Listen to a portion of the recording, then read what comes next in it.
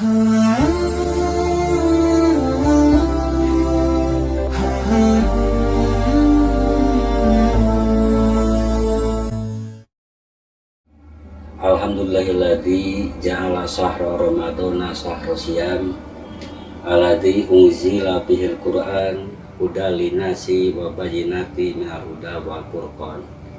Wa asyhadu an la ilaha illallah wahdahu la syarikalah wa asyhadu anna Muhammadan abduhu wa rasuluh, amma ba'du.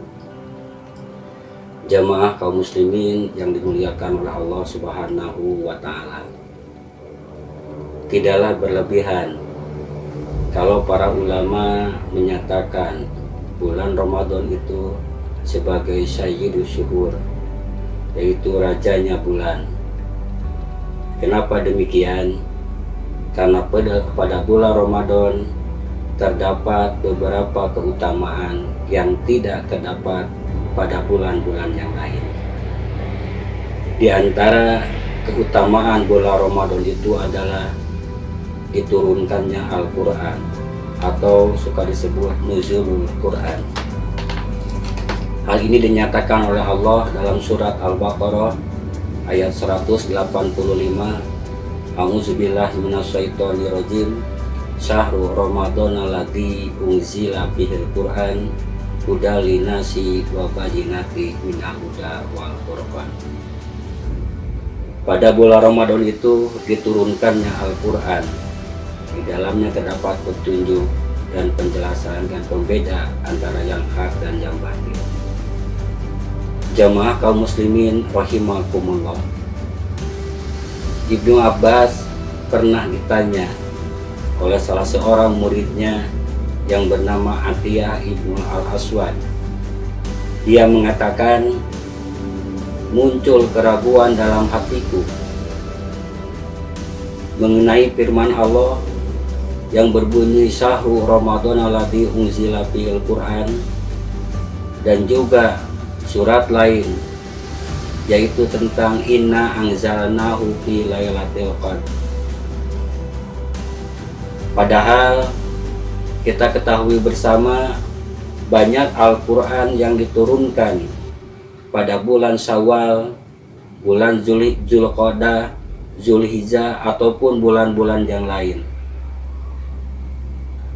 Maka Ibnu Abbas menjawab, sesungguhnya Allah menurunkan Al-Quran pada bulan Ramadan pada malam Lailatul Qadar itu dalam bentuk jumlatan wahidatan, dalam bentuk sekaligus turunnya, tidak bertahap. Adapun setelah itu Allah menurunkan Al-Quran secara bertahap pada bulan-bulan yang lain sesuai dengan kondisi dan keadaannya.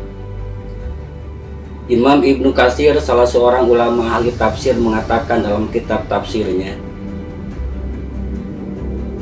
bahwa kitab-kitab yang dulu seperti Zabur, Taurat, dan Injil diturunkan kepada nabi-nabinya itu secara sekaligus, tidak bertahap. Tapi berbeda dengan Al-Quran.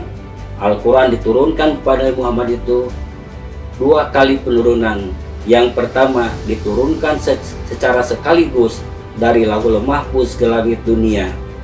Lantas setelah itu diturunkan Al-Quran kepada Nabi Muhammad SAW selama 23 tahun secara bertahap, disesuaikan dengan kondisi dan keadaannya. Oleh karena itu para ulama dalam kitab Ulumul Quran,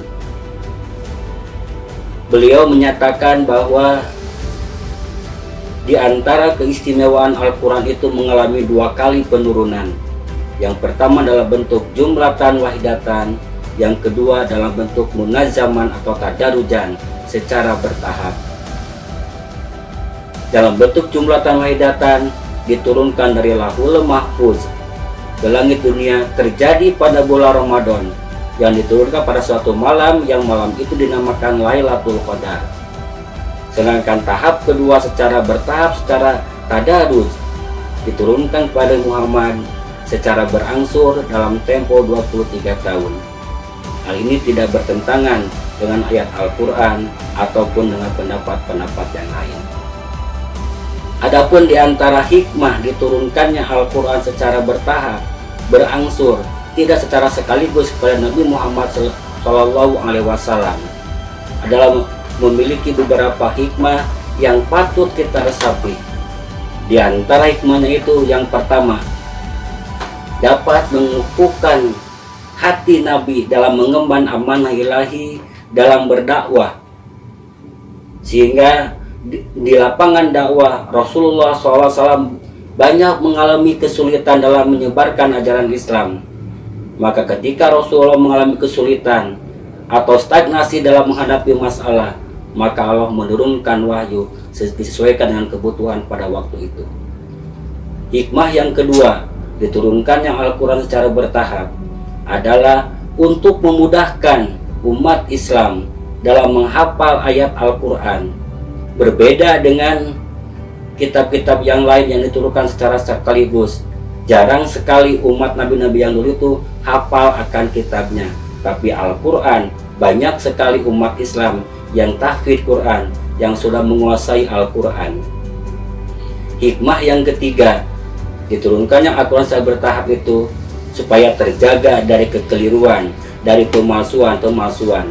Berbeda dengan kitab-kitab yang lain yang banyak dipasukan oleh umat-umatnya, oleh kaum-kaumnya, tapi Al-Quran terjaga dari pemalsuan karena banyak yang mengontrol dari kaum muslimin yang hafal Al-Quran pada waktu itu. Nah, ini pun harus menjadi inspirasi dan motivasi kepada kita. Kita pun harus bisa menjaga Al-Quran, baik dari sisi tulisannya maupun dari sisi isinya, sebab sampai kapanpun akan banyak orang yang iri, yang berkehendak dan bermaksud untuk memasukkan dan mengacak-ngacak Al-Quran, baik dari tulisannya maupun dari isinya. Mudah-mudahan ceramah yang singkat ini dapat memotivasi kita untuk menguasai Al-Quran, baik dari tulisannya maupun dari sisinya. Dan mudah-mudahan kita bisa berjumpa lagi dalam materi dan pembahasan yang lainnya. Allahu yahudu bi aidina ila ma fihi khairul Islam wal muslimin. Aqulu qouli hadza wa astaghfirullah li wa lakum. Wassalamualaikum warahmatullahi wabarakatuh.